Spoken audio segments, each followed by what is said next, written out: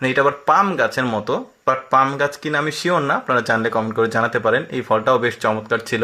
তারপরে এটা দেখলে তো প্রথম দৃষ্টিতে যে কেউ কাঁঠাল ভাববে, বাট এটা যখন খুলবে ভেতরটা দেখুন একদমই হলুদ, একদমই ব্যতিক্রম কিন্তু আমার কাছে মনে হয়েছে, বেশ চমৎকার। আরও অনেক ফলের কালেকশন আছে, দেখতে থাকুন ভিডিওটা। এই ফলটা কিন্তু অনেক মিষ্টি একটা ফল, হলুদ কালারের, মাঝখান দিয়ে কাটলে দেখলে বুঝতে পারবেন যে ভেতরটা কতটা সুন্দর, দারুণ। কিন্তু এটা আবার কাঁঠালের মতো, বাট আকৃতিটা একটু আলাদা, লম্বাটে, ভেতরটা একদমই ফাঁপা, কিছুই নাই। এটা আবার রান্না করে খাওয়া হয়, এই ফলটা পাকতে অনেক সময় লাগে।